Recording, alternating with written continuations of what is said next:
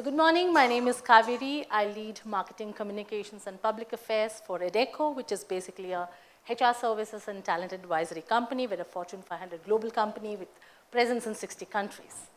I'm going to segue on a couple of points that Shashank made. One, today's customer is demanding, today's customer is discerning, and today we all agree customer is king, right? It's a fact. Second, Shashank very nicely mentioned, in one of his slides, lots of voices, right? And let me sort of take that through social media. So you know the standard joke that goes, for every action, there is an equal and opposite reaction and a social media overreaction, right? We've all been there sometime or the other. He called it lots of voices, but the honest truth as a marketer is sometimes it's a lot of noise. It's cacophony, right? It's a fact. So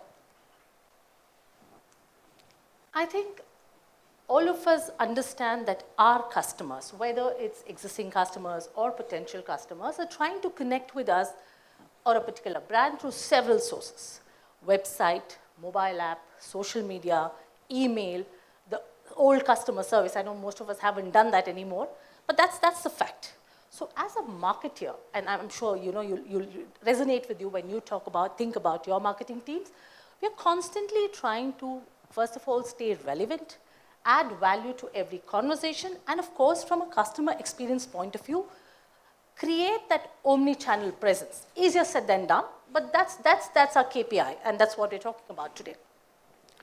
So in the past 5 years, I've seen three things that have, the genesis that has led to where we are today, One is, social media earlier used to be customer engagement. How many likes, how many shares? That's not the case anymore. Today, it's about what is the customer experience that you're giving through social media, the sentiment analysis or whatever, and we'll sort of dive deep on that a little later. The second change that happened was there is a human connection and there is a digital connection. If you remember a few years ago, all of us said, hey, we are Indians. We love face-to-face conversations. But look at us here today. I think every single one of us is absolutely comfortable talking to a faceless, and we expect the same amount of empathy or interaction that happens, to a face-to-face. Let's do a quick show of hands. I'm sure all of you use social media for your personal use, right? Whether it's Insta, which is the most popular, Snapchat, Facebook, which my teens tell me it's outdated, but with 2.96 billion users out of the 8 billion population of the country, we're not writing off Facebook yet. On another side, we use all the professional channels, LinkedIn, Twitter, and what have you. A few years ago, I asked this question very differently, but I'll ask you now. Is there anyone in this room who does not use social media? And sometimes I see a few hands. Anyone in this room? Awesome. So we are friends already, right? Personalization, right? So let me take an example. And for me, not every brand gets it right. I mean, I'll be honest and candid, even Adecco, this is a constant struggle and improvement for us. But there are a couple of them who do it right. And for me, one of them is Starbucks. I'm sorry, one of them is Netflix, right? How many Netflix users here? Awesome. Let me give you an example. I have a 3-account Netflix, that's how I do. So we have 4 people in the house. I have a husband who's in government service, extremely fond of documentaries, does nothing other than no shows, no movies. I'm an extremely movie freak. I love my shows, I'm a serial watcher. I have a son who's into sport and what have you, and of course, the teenage patterns. So how does Netflix do personalized omni-channel experience? I mean, we've all been at the receiving end, right? So essentially, they look at the data. They look at your user, your browsing history, your user history, what genre of movies are you watching, and they use all the channels beautifully to sort of, advise you and sort of create that, wow factor for you. First, of course, you'll get recommendations, right? When you watch a particular thing, they recommend, okay, this is what you do. They use their AI, machine learning, and algorithms so well that each of us have an individual screen, customized, personalized screen that we see every time. I mean, imagine the number of users and imagine the number of screens. But what happens is, again, that in our case, 4 users is absolutely different. Sometimes it goes berserk. But to me, what is interesting is they're constantly doing A/B testing, and each of these recommendations all of us get is constantly getting better. something as simple as they look at a primary user, who's the one using the most, and that's who they target 70% of the time. And then they sort of try and cater to that. To me, that's like a beautiful example, and I'm sure in each of your organizations, well, easier said than done, there is a lot of investment that goes into, creating something. It's not easy. Most of us don't get it right. And another flip side is most of the organizations, at least ours and many of ours, we've created these channels as individual channels. There's a website, there's a social media. Most of these, the genesis is slightly different because they're created at different points in time and there are different teams handling it. So it's easier, it's not as easy, not every organization is a Netflix. So it's not as easy to sort of personalize it, but it's baby steps yet, but that's where we need to go. The potential convergence is what every marketeer looks at. The 3 dimensions. So there is a physical dimension, you have your websites, your mobile apps, and what have you. Then there is an online dimension, which is your, the physical dimension where you have your stores, your outlets, and your pop-up shops. The online dimension is where your website, mobile apps, and your marketplaces. And the third dimension, which is virtual, which is your AR, VR, and of course the social media. Again, one brand that does a great job of this is Starbucks, right? Look at the physical dimension. You walk into a store, it's a humanized interaction that you have. They personalize it, they know your name, they call out your name. I'm a coffee grower, right? I come from Coorg. I completely understand the farm to table transition of coffee. But to me, it's fascinating to watch a brick and mortar company like Starbucks completely transform itself into the digital bandwagon. So you go to a physical store, you get a beautiful experience. They have a mobile app, which is extremely popular as well. Most of us, you can order your coffee, go pick it up. That works absolutely well. There's a loyalty angle that they look at it. There's always a feedback thing that they look at it. So I think by far, this is the 3-dimensional thing that you sort of, the convergence that we need to look at. I think that's what, we can sort of. The last piece, I'll give an example, something we do closer to home. So in Adecco, we have typically 3 TGs, right? So one is our client, the business partner who wants to look at Adecco as a partner of choice to help them with their end-to-end HR services needs. The second one is the associate, basically who is on our roles but is deployed in other organizations. Essentially, we do their payroll and, of course, take care of them. And the external media and the other staffing organizations that look at us as thought leaders, right? So how do we use social media? We use social media for for a few things. One is, of course, we look at it as for a sentiment analysis. And we work with blue-collared, white-collared, gray-collared, all kind of stuff, So sometimes some of the blue-collared workers actually come and give us galis on our social media saying, I remember there's this one a particular gentleman from the hinterlands of UP who kept trying sending mails, wasn't working, tried calling us, wasn't working, wasn't getting the response. So he came one day and put this one line on all our social media handles. Adecco ki harami logo ne meri salary loot li. Why? Because he was not getting his salaries. And to me, it's really sad that, one of the learnings for us from this exercise was that, hey, most often than not, the social media interaction happens twice. Either if you're super happy, but human nature, we don't really come and say, wow, most often.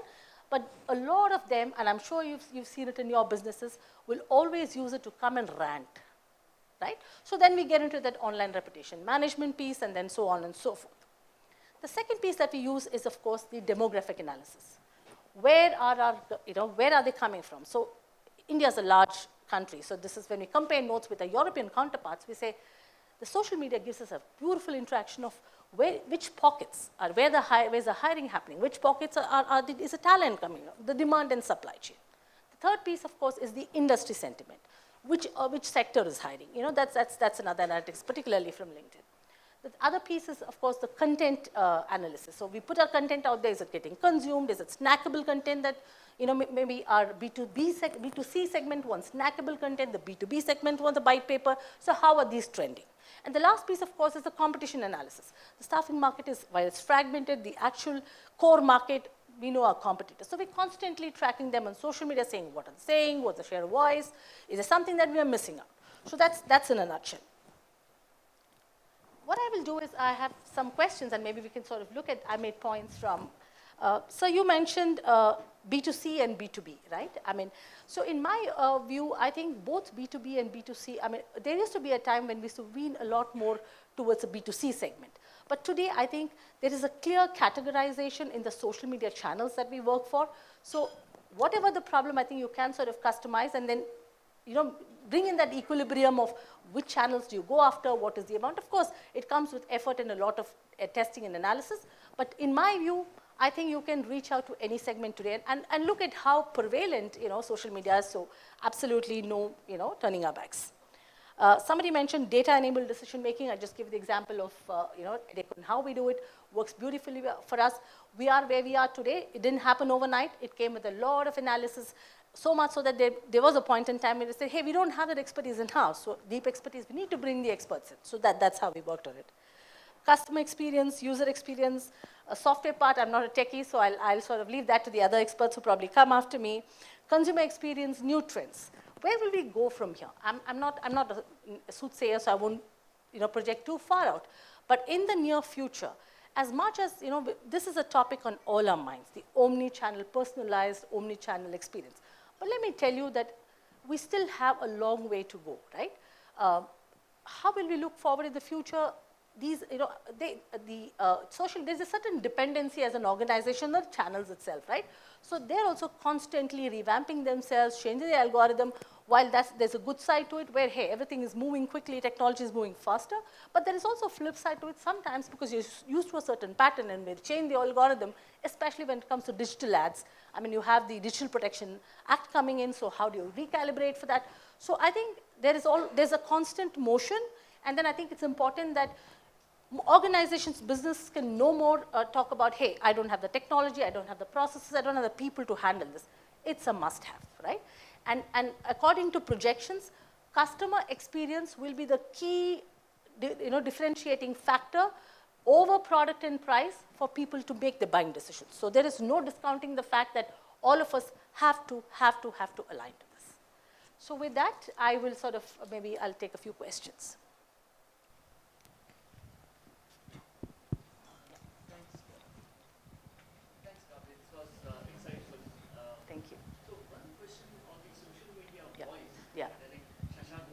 Yeah, the noise, yes, absolutely. Yeah. Most of the customers come back to social media and speak to us only if they have a complaint to make, rather than speaking about what is good, right? And once this complaint is made on social media, it's a damage that is done to other reputation, right? Yes. So how do we manage, the customer intent to show up when he has a problem versus we keeping up the brand reputation? So a couple of things. One is there's something called online reputation management, right? So, prevention is better than cure. So we ensure that, you do social listening. You're constantly listening to what are they talking about, say, a brand like Adecco. What are they talking about it, on the market? So we're constantly listening. Second, we have those checks and balances in place to say, if they're saying bad things, then is there a pattern to it, right? What are they complaining about? I remember a few years ago, we had a little bit of an issue with a PF partner. And most of our ratings that dipped were all related to PF complaints. So we said, let's fix that engine. And then, of course, to be a little bit intuitive in the sense that you should know your customer. You know your customer profile. So that's a piece where you handle. But then we've also learned that the very valid point that you made where they don't come to us when we're happy. So we've sort of done a little bit of push marketing to say, hey, if you're happy, give us a rating. And I know a lot of, particularly the retail and those guys do it very, very well. If you're happy with me, give me a rating. And some of them even monetize that. We don't monetize though. So that's one way. Do that outreach. Don't wait for them. And the third and final piece, which is the clincher, is when they come up with a problem. It's how you handle that problem, again, ties into the customer experience. That makes all the difference. Thank you. Thank you. Do we have any more questions? There, in the back. If I could just take a minute, requesting all of you all who've just walked in to come forward because there are quite a few chairs that are empty here. Please. The back benches. Hi, Cauvery. I just wanted to understand, you spoke about, social media generating competition insights, right? How are you using it to strategize your business? Okay. The different competitor insights that you get. Yeah. So without picking names, of course, with due respect, so there are a couple of things that we track. We have certain pillars that we track. One is, of course, the HR services business is not very differentiated. You know, so the customer experience is a big growth factor for us to sort of bring in the digital business. So a couple of parameters that we map. One is, of course, the business offering itself. How is it that Adecco packages our offerings? You know, you have permanent recruitment, you have a professional staffing. How does, you know, competitor map that business as well? That's first part, right? The first checkpoint. The second checkpoint is, you know, what are the conversations that are happening in those specific points? For example, diversity and inclusion is a big topic, right? Which is the way forward. So what are the specific, you know, conversations that are happening on their social Indian channels? Are we on track? Future of work, diversity and inclusion. Are we on track, or do we need to step up our, you know, fire on all our engines? The last piece is, of course, you know, the negative sentiment that's happening. What is it that they are hearing from? Because the nature of the business is not too different. So let's also sort of preempt to get into a situation. Is it something related to labor laws? Is it something related to any regulatory issues? So then let's sort of, you know, bring, and the larger ecosystem where what is, you know, sort of the future looking glass that we look at, saying what's coming our way and how do we sort of prep and prepare to, you know, sort of jump into the, have a first mover advantage at least. So these are the few things that we map in a nutshell from a competitor perspective. Also, sometimes, I mean, this is off the record, who are their customers? Who are the, you know, who's lending voice, right? Who are their loyal customers? And then, you know, we sort of map those customers and say, hey, can we sort of, and then the standard marketing thing that goes out, are you happy with your current staffing partner? If not, I'm here. So. Hi, Cauvery, I have another question. Sure. So from a social media perspective, you know, negative comments you'll get everywhere. Yes. How are you measuring what is working well within your firm? Because people are not writing positive about you. So same, I'll just sort of say the same thing. So two things that we do. Because people are not writing, so for example, you do an NPS survey, or you know that there is a particular client or associate who's happy with us. We do an outreach to them. If you're happy, would you like to give us a comment? So that piece we take care of, right? The second piece that we do is, which is again, when somebody comes back and slams us on social media saying, you know, you're the worst, you're a fake company, you know, the standard spiel. We actually have a quick response back that's, you know, the standard response to say, hey, we are cognizant of this problem, we know about you. As an organization, we have zero tolerance policy against any kind of inequities. So we will ensure that we will fix this on priority. Can we reach out to you? Then we reach out to them. And of course, there is always a problem when some of them just don't want to negotiate, but that goes into a legal battle. But as much as possible, I think 99% of the time, we've realized that we have a transparent dialogue with them and be open to the fact, accept that, hey, everybody makes mistakes, organizations makes mistakes. We made a mistake, but we would do anything to sort of rectify this and ensure that you come out of this conversation as a happy customer. And as a practice, you know, we don't ask them to delete posts, but most often than not, they delete it themselves. Because once they're happy, because, you know, in the virtual world, everything stays there for a long time. So, I mean, we're still struggling. It's not a battle we've won yet, but we've made a lot of progress on that count. So the happy customers, ask them to come and say something nice. The unhappy customers, give them the extra diligence, due diligence, and attention, and genuinely care. I think gone are the days when, you know, we just use that as a virtual channel. Today, the humanization has sort of transitioned, morphed into that. And even when you're talking to a screen, whether it's conversational AI or social media, I think every single one of us expects that empathy and expects that, you know, direct conversation. And I think that's a given today. And that's what we try and do. I hope that answers your question. Good morning, Cauvery, right here. Good yeah. morning. So quick question, and I think this is more specific to your field and sure. company. So we are at a point of time where, you know, there are layoffs happening, and, you know, there's a lot of scams happening via WhatsApp on jobs and everything else. That people, you know, so on one side you have people who don't trust companies because they're laying off, and then you get a weird call or a WhatsApp and you're getting scammed there. Specifically to Adecco, how are you using social media and you're integrating, you know, your customer experience strategy to address this specific issue at this point of time? Great question. Thank you for that. So I think step one is to be ahead of the curve, right? So we constantly map, you know, while in the labor market, it's not easy to predict what's coming your way, but we constantly have our ears to the ground. We work with a lot of consultants, a lot of external bodies to understand what is the market trend. And by far, we've been able to sort of get a near-sighted view on, is there going to be, we map on a week-to-week, month-to-month basis on what is the equilibrium of different sectors hiring. We map this to regulatory, larger macroeconomic conditions, predicting, hey, this we have an entire team which predicts, hey, this is what is going to come our way. And once we do that, we ensure that at least our install base, our clients, our associates, whoever we are directly working with, are aware of this. And we take those steps, and so much so that we even consult and advise our customers, hey, this is what is coming your way. So if you're furloughing, if you think that there is going to be a dip, let's handle this cautiously. And we also have an outplacement department where we do career transition. So we have an entire team that's basically reaches out to organizations, and we help them transition all the employees who are furloughed onto new jobs. So we have, since we also have a hiring engine, we also have an outplacement engine. So we have a great equilibrium, and I won't pick names, but we worked with at least all the big names that you've seen in the newspapers recently. We work with at least 50 to 60% of them, and help them transition these employees. And it's not a happy job, let me tell you that. It's a very sad thing to do. But I'm happy to say that there's a lot of progress. And I think organizations today and employees today are very super aware, and they know of the services and they want to avail them. So it's a win-win for us both ways.